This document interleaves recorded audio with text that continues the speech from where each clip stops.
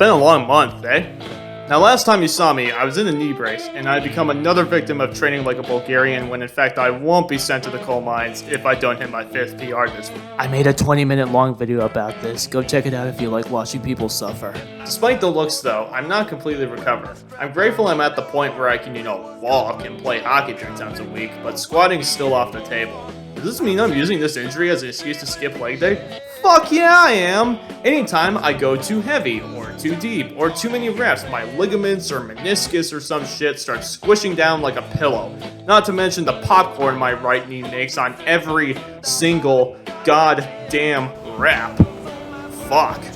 But you know what's not injured? Everything from my waist up, which I'll admit has been a bit of an afterthought. Till now. Armed with the brand new Pigeon's Nest man cave I just built and the perfect leg day excuse, we're going Larry the Lobster mode, motherfucker. Observe. All upper body, 6 days a week. But wait, you say, there's only one real lift that people do for the upper body, right? And that's the how would you bench, brah? Oh, sorry, I meant the how would you bench press. But surely I'm not just doing can you spot me, bro, for 6 days a week, 24 days a month, 288 times a year, right? Well, what if I told you that I found the key, the secret that they don't want you to know, that I think has the potential to change powerlifting and lifting culture as a whole, forever?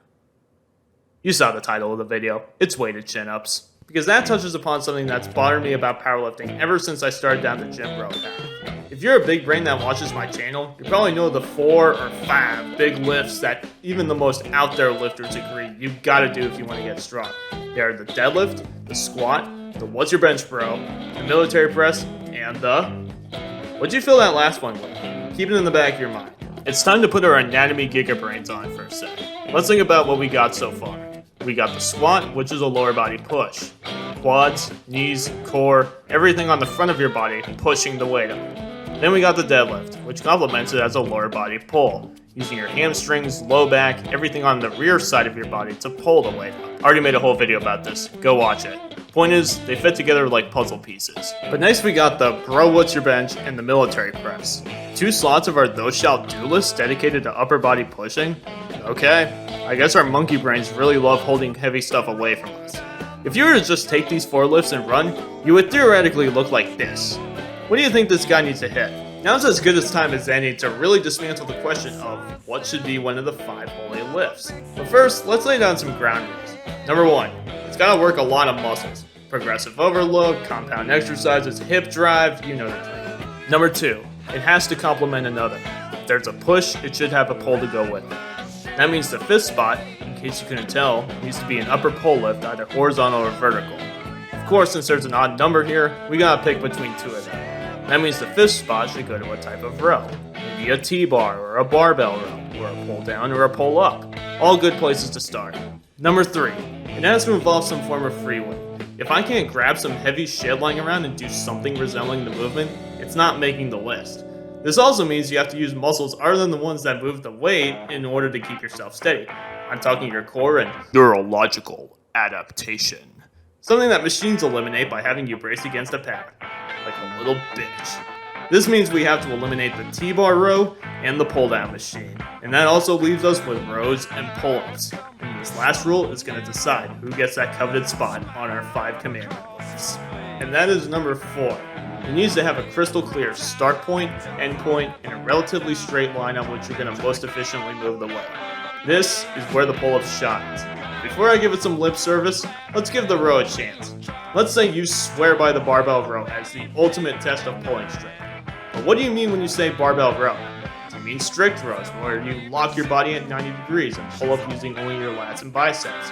Okay, respect, but let's be real. There's going to be a point where an inch turns into a half of an inch, turns into a quarter of an inch, turns into a bend over deadlift. And as it gets heavier, whether you deny it or not, body English is going to creep into your form some way or another, which means you're now doing pendulay rows. So let's say that pendulay rows are the upper pull lift. Let's watch these 3 guys max out a pendulay row. First guy, 225, beautiful. The only jerk in his body was the recoil of pulling the bar all the way up to himself. Second guy, same way. Okay, bit more body English. I know it's tough to get through that first 5% of a heavy row, so I can see why I needed the kick. I'd still give him 3 lights. Now let's watch this third guy. Okay, that was basically a high pull, right into his intestines. But he started at 90 degrees and pulled the bar to above his belly button, so he technically did a pendulum row. Looks like it fit in better with Olympic lifting though. But we can also say fuck all of this and just do seal rows. Much like the hey bro how many sets you got on bench. It puts you flat in a position where you can use exclusively your lats to move the weight. Good idea. But standard benches are too short for most people to get a full range of motion. So now we gotta raise them up. And now the bench has a stupid support that doesn't let you pull all the way to your chest. So either A, we can call tapping the support as a full rep, even though it isn't, and that just opens another rabbit hole of should it touch the support gently with control, or can you just yank the bar up and bang the shit out of the support? Or B, we have to engineer some contraption that allows you to pull the bar between the bench pads and touch your chest, or at least get a full contraction. Good news is, that's already been invented. It's a T-bar row machine, which breaks rule number 3, because machines are for pussies. Which leaves us with only one option, and that is the weighted pull-up. Regardless of who you talk to, man, woman, or kid, everyone agrees that you start it with completely straight arms, and with all your might, pull on the bar until your chest touches it or your biceps are completely touching your forearms. No momentum, no name debates, just grip it, tighten your body, and rip it. And the best part is, you can hold anything between your legs or feet to overload it. Or if you want to get real fancy, get a belt and hang some weights from your dick. Or pussy, I don't discriminate. It works your entire back and biceps and is progressively overloadable. It's a vertical pull, which goes with the vertical push in the military press. It can be done anywhere there's something over your head and uses free weights. And it has a clear start and an end point. I think we have our winner. Now remember what you thought of as that fifth holy lift? Is it weighted pull-ups now? Good. In fact, I stand so strongly behind the weighted pull-up that I'm going to make a case that should be integrated into powerlifting as the fourth main lift. The first is, well, it's now widely seen as one of the fundamental lifts you need to do in order to be a strong human being, but also consider how easy it would be to judge. Just dangle from the bar with the weight strapped to you until the judge says go, you get your chest at the bar with no momentum and straight legs, 3 white lights. That easy. The second is easy prep work. Just get an adjustable pull-up bar, measure your contestant's height with outstretched arms, then set it about 2 inches above so they can keep their legs locked down. Done. If you want to get real autistic, standardize the belt and chain length and all that shit. Oh yeah, these are done with weights hanging from a belt. Third, this is going to be my hottest take yet, but I feel like it would make powerlifting a healthier sport as a whole. How many times have you made and or heard the joke of, hey, I'm not just a fat guy, I'm a power lifter? When you see someone in a super tight singlet back that ass up with 900 pounds on their back, do you really think that guy can do a pull-up? Probably not, and having an event he would zero out on in this case would probably keep him from going full blow max. And plus, it can't be healthy to walk around like that all day. Keep in mind though, this would measure the total weight lifted. So if you weighed 400 pounds and you got one pull-up with no weight added, your score would be 400 pounds. And if you couldn't even do it with body weight, you would get a big fat 0 on that event. The only guy I know who weighs 400 pounds and can do a pull-up is Kerry. My bad. He weighs full. It would be interesting to see how the dynamic of powerlifting changes with an event like this. One in which the bare minimum score is either 0 or your body weight. We definitely see a lot less Peter Griffin types walking around the gym, that's for sure. And I'm well aware that weighted calisthenics competitions do exist, and those dudes look fucking ripped. It'd also be cool to see which people go with pull-up grip or chin-up style grip. It'd be like seeing conventional versus sumo deadlifts. Me, I like underhand.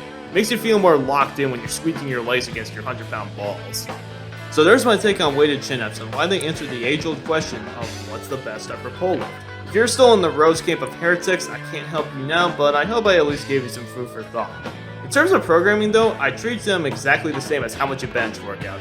I.e. if you're doing I am inquiring as to what your 1 repetition maximum on the bench press is, my fellow gym goer. incline, rows, and tries, you could easily swap it over for weighted pull-ups, seal row, military, and biceps. That's how I put my 6 days a week together. I took Giant Candido's bench split, adapted it for chin-ups, and then just alternated between the two. It's a lot, but I'd say it paid off for that. we're done here. And I would tell you to like, comment, subscribe, but heaven's calling, and I gotta pull myself in there. Have a good one, y'all.